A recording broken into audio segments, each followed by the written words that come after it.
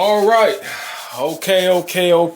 Woo! How y'all doing today, man? Hope y'all doing good, staying well, staying healthy, all that great stuff. And listen, man. Today we are reacting to NBA legends and players share what they think about today's NBA. Now, I'm actually kind of curious. This is by YG, aka Young Gala. Check him out. Shout out to him. Original link will be in the description, by the way. I love today's NBA. I'm very excited for this upcoming season. Starting Sunday, we got the preseason Nets against the Lakers. You already know I'm reacting to that, like, for sure. Nothing much to say, but without further ado, get your snacks, drinks, whatever you got, and let's get started, man. 3, 2, 1, let's get married.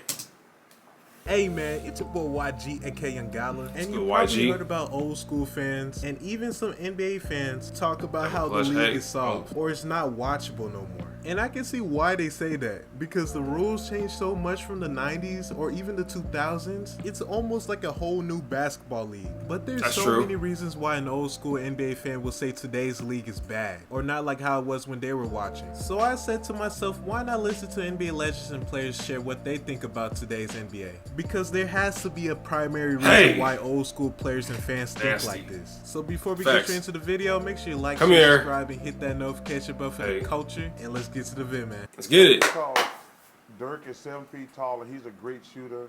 Just because Kevin Durant is 7 foot and he's a great shooter, that don't mean all you other 7 foot dummies should be out there shooting jump. The NBA made a big mistake when everybody tried to model themselves after the Golden State Warriors. The Golden State Warriors had the 3 greatest shooters who ever lived. I would put those 3 guys up. They're the greatest shooters that ever lived. So everybody started shooting threes. And this is an amazing stat. There's 7 teams shoot more threes in the last 2 years than the Golden State Warriors. And we know the Rockets, they're an anomaly.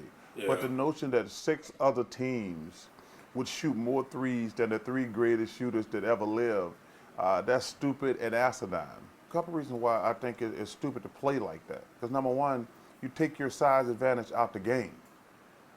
You do. Why do I want Karl Anthony Towns, DeMarcus Cousins, Anthony Davis, Andre Drummond, Blake Griffin? Why do I want guys who are physically bigger and stronger? Why did I want them out on the perimeter? That helps me as a defender. Instead of trying to stop one of those big guys in the post, they're going to shoot jumpers. And listen, let's be real. How many great big guys, jump shooters there are? Now, you have to, Kevin Durant and Dirk Nowitzki, those guys are an anomaly, but I'm talking about big guys. But I don't understand why you would take your physical advantage away. Because number one, now big guys don't even get in foul trouble because they're out on the perimeter. One of the weaknesses of Joel Embiid's game, he's one of the most talented players we have in the NBA.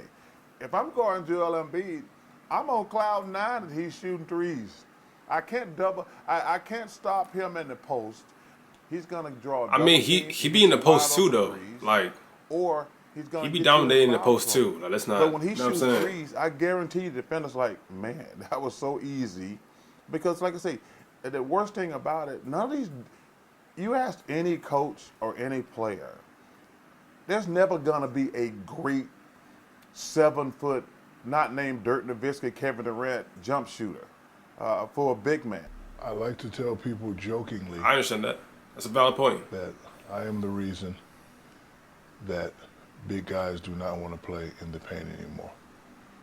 Before I fell in love with Magic Johnson, Larry Bird, Too Tall Jones, and Mean Joe Green was my guy. So when I came to the game, I realized that I was good, but I wasn't that good. I was okay, fundamentally sound, but I had to create a niche. So my niche in high school, I was taller than everybody, okay? My niche in college was long, athletic. Wasn't really a lot of long and athletic guys. Big guys were hot at the time. Maybe you can be the first pick. There's 2 other guys, Alonzo Mourning and Christian Laettner.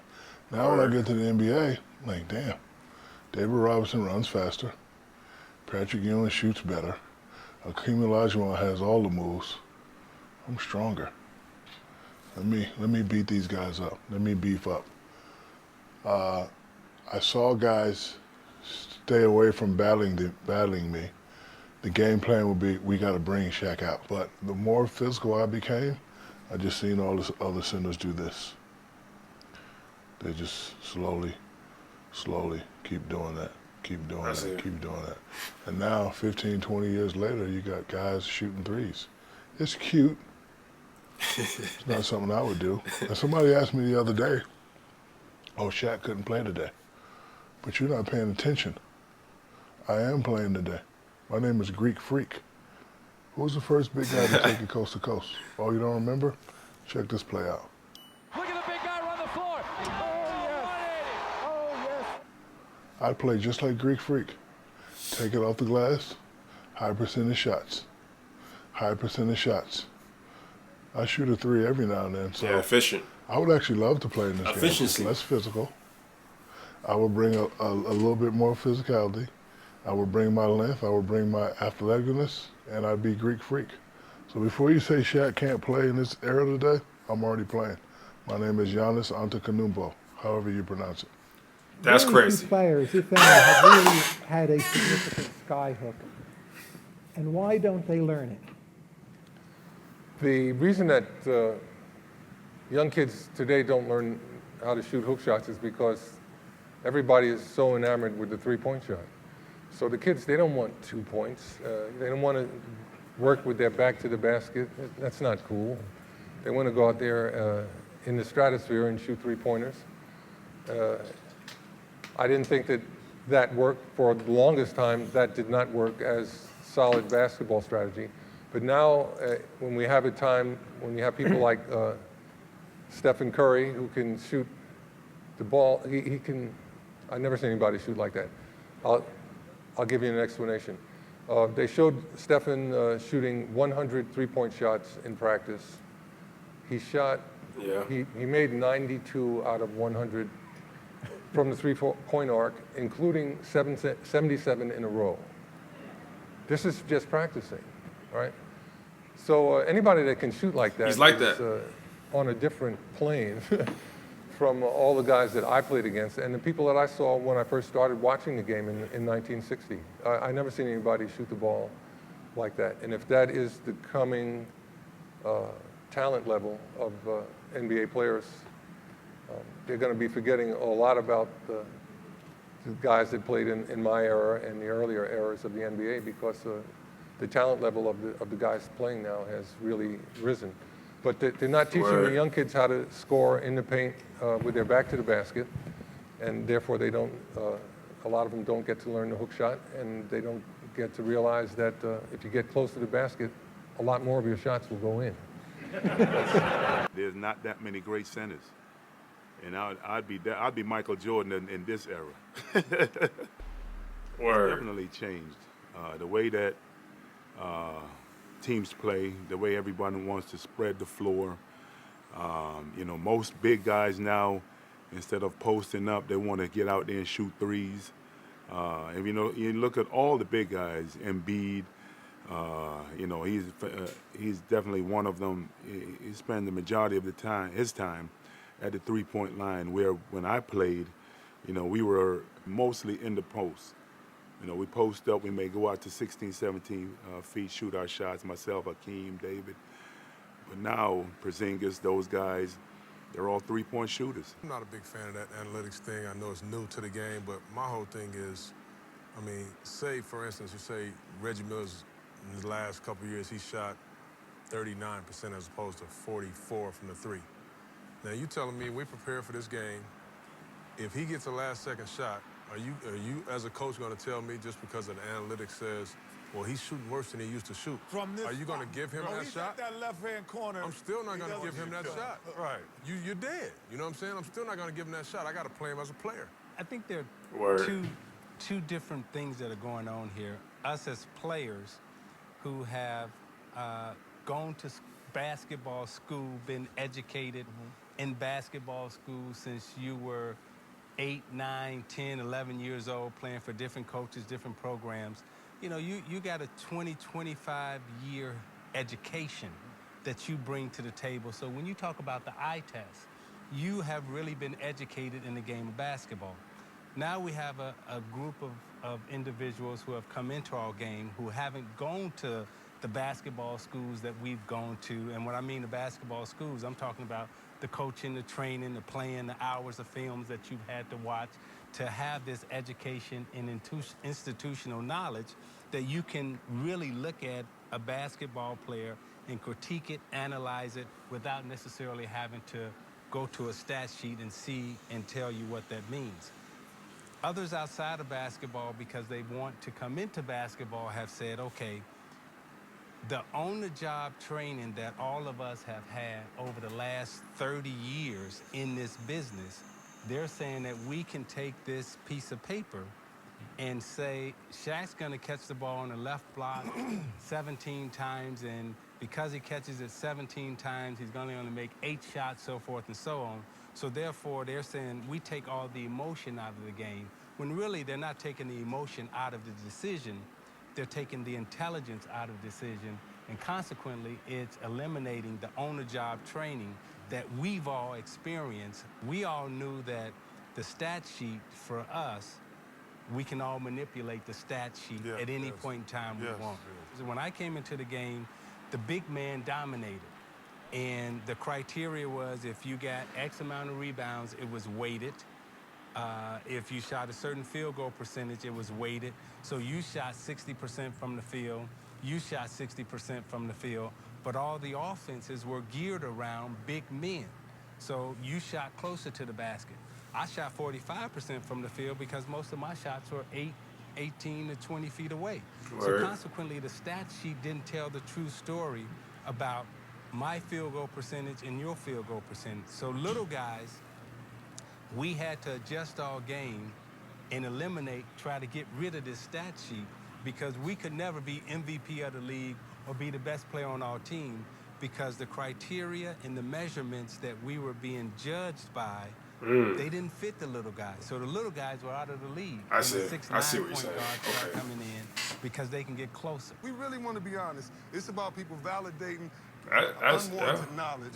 But you know what a lot of this is too? Some of it. It has to do with a lot of our sports leagues too. And you look at this as football, because this is huge. It's all about fantasy football. Fantasy basketball now, as well as baseball.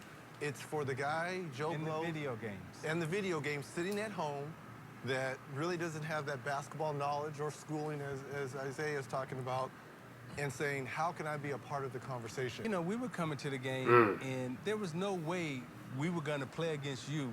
You weren't going to play for 45 minutes and have 2 fouls. It just wasn't going to happen. You weren't going to play the game for 45, 40. The best players now very rarely get in foul trouble. And when they do get in foul trouble, I very rarely see a point guard come down and say, oh, see, Webb's got 3 fouls. I know I can get a basket off him because he don't want to get up that, he want to pick up that 4th. They never go back at him. So consequently, the strategies of the game, the offense, the way the offense are being run, you know, it's just totally different. So I think the chess that we used to play in basketball, we don't play chess anymore. We just, play chess. Basically, like the IQ's kind of watered down. You see it every night when we're on television. Guys will have fast break. They won't even go to the basket. They spread out, they get behind the three-point line. It's a miss. Who's shooting? There's so many more three-point shots being taken is because obviously when we all came in the league, it was different. It was big guys. It was Shaq. It was Hakeem. It was David. It was Mutombo. It was Smits. I think it's a direct reflection of it's just no dominant big guys in the league, which means you're gonna space everybody out and you're gonna try to run around and kick it off for three-point shots. You don't have anybody, not very many guys you can throw it to and say, all right, go to work. Get everybody in foul trouble, go to work. We'll be ready when we get it. You don't have it. I agree, but I disagree in this part. To me, being a guy who shot threes, and especially in the latter part of his career, it's allowed guys who can't play to stay in the league. Yep. Because if you just could be a specialist. Honestly, when I first came into the league, you couldn't be a specialist. There were far and few guys who were just a defensive guy. Maybe there was a couple of those, and then there was guys. But even the shooters were basketball players. They still could handle it. They still could, but their best asset was shooting. Now, you could just go to a shooting machine and stay on it for 3 hours, and you might get a job. If Michael played in this era, he'll average 50. He averaged 50 points. LeBron's a great talent, no doubt. He's probably one of the top 3 players ever played with Kobe, Magic, Kareem. But Michael's right there. I don't know why you guys discuss the GOAT. Why you discuss? He's saying if Michael Jordan played today, he said 50. Let me ask you, how many points a game would Michael Jordan average if he played in this league, this style, the way they play now? 10 more than his highest year. So I think his highest year is like 35, 36. I think he's averaged 37 one year. Hembo will get us that. I think he averaged 37 10 more one than year. that, based on what you just said. Yeah. The game isn't as physical, okay? Then he's not that far from right. He'd be close to 50. I think he averaged 37 right? one year. 10 more points based on free throws and the ability to not only be dominant mid-range, but also he'd be a knockdown 3 shooter, so 47. I don't think these guys are capable of doing this in the era that we played in. I see his point. Or Michael Jordan's era. It was too tough. It was too tough of defensive purposes, and just the players that they played against was a lot, focused in on trying to shut this guy down, teams trying to shut a guy down. I don't think, guys were capable of putting up these type of numbers.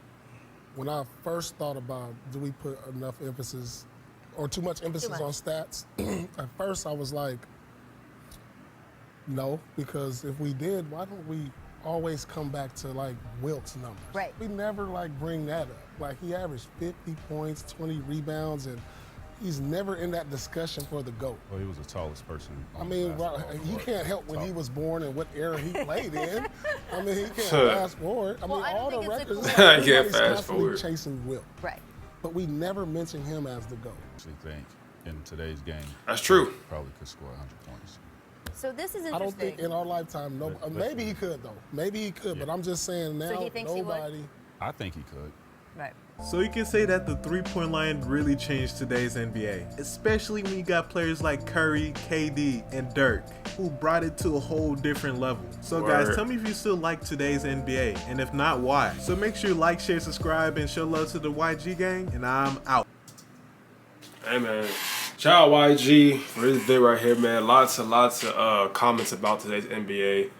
Lots of them were valid points. Yeah, a lot of them were valid points. Like, I definitely agree that as far as like physicality and all that stuff, that's definitely been watered down, and not a lot of bigs, can hang with, the bigs in the 90s and 80s era because they were more efficient downloading the paint, while other bigs are trying to shoot threes, so they're not as efficient as them. But at the same time, it's not like Karl Anthony Towns, Joel Embiid, Jokic just sit at the three-point line all day. You feel what I'm saying? Like, they still got post work, they still got post moves, they still go in the paint, they still not afraid to go in the paint. If they gotta do, they're gonna do that, especially Joel Embiid. You know what I'm saying? Joel Embiid last season was like, I think for a certain amount of games consecutively, he was going crazy. He was dominant in the paint. He did what he had to do to get them to the playoffs. Giannis Antetokounmpo is probably the only person who's really playing that style, and Giannis is basically like today's Shaq, which is a very valid point because he is arguably, he is the most dominant player in the league right now. You know what I'm saying? Obviously, he got a ring last season. He won 2 consecutive MVPs, 2019, 2020. So, I mean, he is running the league when it comes to dominance. I personally do think, a lot of teams are trying to shoot threes way more than they need to. I do agree on that. But at the same time, it's kind of like, why should a player have any weakness to their game? You feel what I'm saying? Like, if it's, an ISO situation and you can't get the ball to anybody, it's more better if a player's, got the handle, got the skill to create their own shot, to create the space they need to get their shot off. And, to me, it's more of a strength to not have any weaknesses in your game and to be able to shoot the three. You feel what I'm saying? But that should really come in when you need to do that, not really when you want to. Now, Ben Simmons is one of the ones that I wish he could shoot. Because what happens when every single player is Ben Simmons? What happens then? What happens when players are like Ben Simmons and they do not shoot the ball at all? Obviously, the Sixers lost and didn't get to the finals because why? Ben Simmons wasn't shooting that joint. So it's like, that's why I mean by shooting when needed than just when you want to, you know what I'm saying? Because if Ben Simmons could shoot, imagine how much more higher ranked he'll be in the NBA. Like, he could mess around, be MVP if he could shoot. You do not want to lack anything because people's going to do this. Let's say you Ben Simmons, right? Let's say this the camera. You got all this space, but you can't shoot. So you're really limiting yourself because we're literally got a line of players in the paint waiting for you so you could get a charge or something. So it's like shooting is a great thing to have in your bag, but it's just when you need to shoot. You know, don't shoot every time because then you'll be predictable. And if they giving you that space, if they give you that space, you got the space to shoot that thing, to pull that joint, and you've been practicing. What's the point in practicing, putting the hours into shooting? If they going to disrespect you for the space you got, you better shoot that though. You better be confident. Giannis becoming unguardable. Why? Because he's starting to shoot. I don't know how many threes he made each game in the finals in that series, but he was making threes, man. And that is a threat to any era. If you put Giannis who could shoot in any era, that's a threat, bro. That is a threat. So threes is a great thing to have. But, you know, again, not every player, I'm just repeating this so people can just understand, not every player needs to shoot every single time, but it's just a good, like, thing to fall back on if needed to. Like, Curry's a shooter. He's going to shoot. Klay Thompson's a shooter. He's going to shoot. KD's a shooter. James Harden's a shooter. People like them are shooters. JJ Redick, you know, shout out to JJ Redick because he just retired. He announced his retirement. But shooters. You got shooters, then you got people who can create their own shot. The people who can create their own shot should go to their biggest strength first. So that's going to the post, going to the rack, going to the paint, hitting a mid-range shot. Like, that stuff's important. Kawhi Leonard's a mid-range type of guy. You feel what I'm saying? But he could shoot the 3-ball too. And if he need to do that, he will. So people, I guess players should understand like more of like their biggest strength, utilize that in their role, and then if needed to, they can shoot the 3. So that's where I stand on. But yeah. You know, it was great valid points. I'm still going to keep watching basketball. I'm still going to keep enjoying today's NBA. And yeah, whole lot of editing because I'm just talking my head off, so I got to edit all this. But hope y'all enjoyed, man. If you mess with it, like the video, mess with it, man. You know, show a lot of love. Yeah, that's going to do it. That's going to do it for this video right here. Whoo, man, that's going to do it for this video. If you're new, subscribe to the channel, man. It's for free, no taxes, no fees. You get to watch every single day. And you won't miss a beat, man. You know? So, yeah, hope y'all stay well, stay healthy, stay blessed. Thanks very much, man. Peace. I'm out.